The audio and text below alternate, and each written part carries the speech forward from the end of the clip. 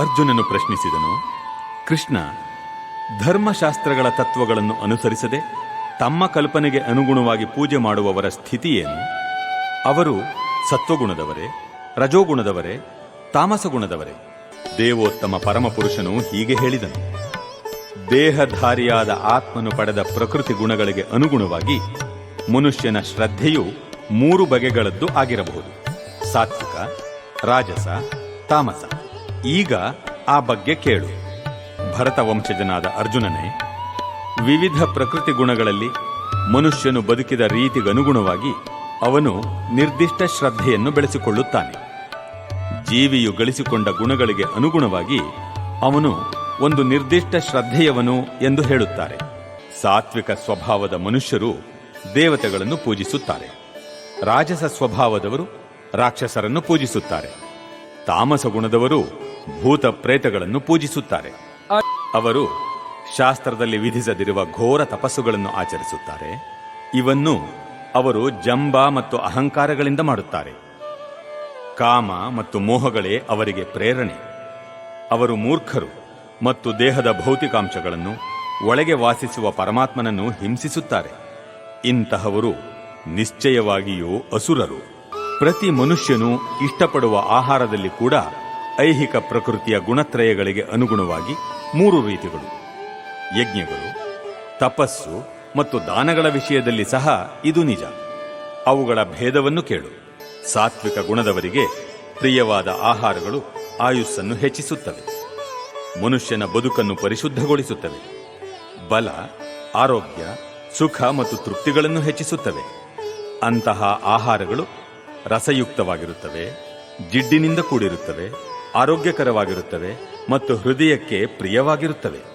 ಬಹು ಕಹಿಯಾದ, ಹುಳಿಯಾದ, ಉಪ್ಪಾದ, ಉಷ್ಣವಾದ, ತೀಕ್ಷ್ಣವಾದ, ಒಣಕಲಾದ ಮತ್ತು ಸುಡುತ್ತಿರುವ ಆಹಾರಗಳು ರಾಜಸ ಸ್ವಭಾವದವರಿಗೆ ಪ್ರಿಯವಾದವು. ಇಂತಹ ಆಹಾರಗಳು ದುಃಖವನ್ನು, ಶೋಕವನ್ನು, ರೋಗವನ್ನೂ ಉಂಟು ಮಾಡುವವು.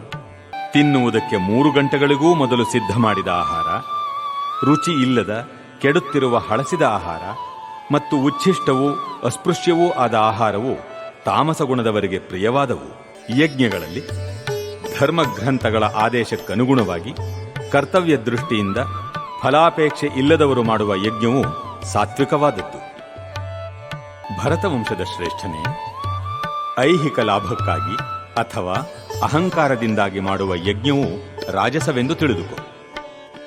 ಧರ್ಮಗ್ರಂಥಗಳ ಆದೇಶಗಳನ್ನು ಲಕ್ಷ್ಯ ಮಾಡದೆ, ಪ್ರಸಾದವನ್ನು ಹಂಚದೆ, ವೇದಗಳ ಸ್ತೋತ್ರಗಳನ್ನು ಹೇಳದೆ, ಪುರೋಹಿತರಿಗೆ ಸಂಭಾವನೆ ಇಲ್ಲದೆ ಮತ್ತು ಶ್ರದ್ಧೆ ಇಲ್ಲದೆ ಮಾಡಿದ ಯಜ್ಞವನ್ನು ತಾಮಸ ಗುಣದ್ದು ಎಂದು ಪರಿಗಣಿಸಲಾಗುತ್ತದೆ. ಪರಮ ಪ್ರಭುವಿನ ಪೂಜೆ, ಬ್ರಾಹ್ಮಣರ ಪೂಜೆ, ಗುರುವಿನ ಪೂಜೆ, ತಂದೆ ತಾಯಿಯಂತಹ ಹಿರಿಯರ ಪೂಜೆ, ಶುಚಿತ್ವ, ಸರಳತೆ, ಬ್ರಹ್ಮಚರ್ಯ ಮತ್ತು ಅಹಿಂಸೆ ಇವೆಲ್ಲ ಸೇರಿ ದೇಹದ ತಪಸ್ಸು ಎನಿಸಿಕೊಳ್ಳುತ್ತದೆ. ಸತ್ಯವಾದ, ಸಂತೋಷಕರವಾದ, ಹಿತವಾದ ಮತ್ತು ಇತರರ ಮನಸ್ಸನ್ನು ಕಲಕದ ಮಾತುಗಳನ್ನಾಡುವುದು, ಕ್ರಮ ತಪ್ಪದೆ ವೇದ ಸಾಹಿತ್ಯವನ್ನು ವಾಚನ ಮಾಡುವುದು ಇವೆಲ್ಲ ಸೇರಿ ಮಾತಿನ ತಪಸ್ಸಾಗುತ್ತದೆ. ಮನಸ್ಸಿನ ಪ್ರಸಾದತೆ, ಸರಳತೆ, ಮೌನ, ಆತ್ಮಸಂಯಮ ಮತ್ತು ಅಸ್ತಿತ್ವದ ಶುದ್ಧಿ ಇವು ಮನಸ್ಸಿನ ತಪಸ್ಸು. ಮನುಷ್ಯರು ಐಹಿಕ ಲಾಭವನ್ನು ನಿರೀಕ್ಷಿಸದೆ ಪರಮ ಪ್ರಭುವಿಗಾಗಿಯೇ ಕೆಲಸ ಮಾಡುತ್ತಾ ದಿವ್ಯ ಶ್ರದ್ಧೆಯಿಂದ ಆಚರಿಸುವ ಈ ತ್ರಿವಿಧ ತಪಸ್ಸಿಗೆ ಸಾತ್ವಿಕ ತಪಸ್ಸು ಎಂದು ಹೆಸರು. ದಂಭಕ್ಕಾಗಿ ಮತ್ತು ಗೌರವ ಪೂಜೆಗಳನ್ನು ಪಡೆಯುವುದಕ್ಕಾಗಿ ಮಾಡುವ ತಪಸ್ಸು ರಾಜಸ ಎಂದು ಹೇಳುತ್ತಾರೆ. ಇದು ಸ್ಥಿರವೂ ಅಲ್ಲ, ಶಾಶ್ವತವೂ ಅಲ್ಲ. ಮೂರ್ಖತನದಿಂದ ತನ್ನನ್ನೇ ಹಿಂಸೆ ಮಾಡಿಕೊಂಡು ಅಥವಾ ಇತರರನ್ನು ನಾಶ ಮಾಡಲು ಅಥವಾ ಅವರಿಗೆ ತೊಂದರೆ ಮಾಡಲು ಮಾಡುವ ತಪಸ್ಸು ತಾಮಸ ತಪಸ್ಸು ಎಂದು ಹೇಳಲಾಗುತ್ತದೆ. ಪ್ರತಿಫಲದ ನಿರೀಕ್ಷಣೆ ಇಲ್ಲದೆ ಯೋಗ್ಯನಾದವನಿಗೆ ಸರಿಯಾದ ಕಾಲ ಮತ್ತು ದೇಶಗಳಲ್ಲಿ ಕರ್ತವ್ಯ ಎಂದು ಮಾಡಿದ ದಾನವು ಸಾತ್ವಿಕ ದಾನ. ಆದರೆ ಪ್ರತ್ಯುಪಕಾರದ ಬಯಕೆಯಿಂದ ಅಥವಾ ಕರ್ಮ ಫಲಾಪೇಕ್ಷೆಯಿಂದ ಅಥವಾ ಇಷ್ಟವಿಲ್ಲದೆ ನೀಡುವ ದಾನವನ್ನು ರಾಜಸ ಎಂದು ಹೇಳುತ್ತಾರೆ. ಅಶುಚಿಯಾದ ಸ್ಥಳದಲ್ಲಿ, ಅನುಚಿತವಾದ ಕಾಲದಲ್ಲಿ ಅಪಾತ್ರನಿಗೆ ಕೊಟ್ಟ ದಾನ ಅಥವಾ ಯೋಗ್ಯ ಲಕ್ಷ್ಯವಿಲ್ಲದೆ ಗೌರವವಿಲ್ಲದೆ ಕೊಟ್ಟ ದಾನವನ್ನು ತಾಮಸ ದಾನ ಎಂದು ಕರೆಯುತ್ತಾರೆ. ಸೃಷ್ಟಿಯಾದ ಕಾಲದಿಂದ ಓಂ ತತ್ ಸತ್ ಎನ್ನುವ ಪದಗಳನ್ನು ಪರಮ ಪರಿಪೂರ್ಣ ಸತ್ಯವನ್ನು ನಿರ್ದೇಶಿಸಲು ಬಳಸಲಾಯಿತು.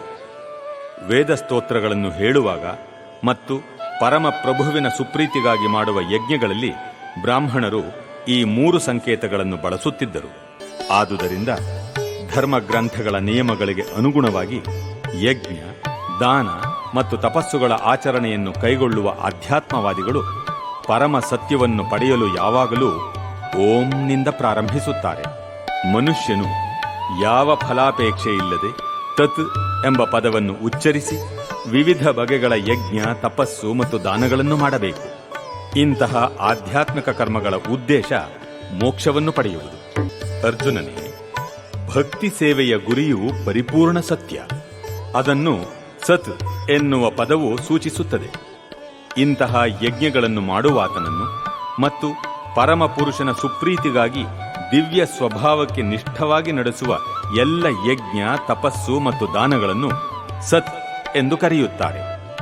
ಅರ್ಜುನನೇ, ಪರಮ ಪ್ರಭುವಿನಲ್ಲಿ ಶ್ರದ್ಧೆಯಿಲ್ಲದೆ ಮಾಡಿದ ಯಾವುದೇ ಯಜ್ಞ, ದಾನ ಅಥವಾ ತಪಸ್ಸು ಅಶಾಶ್ವತ.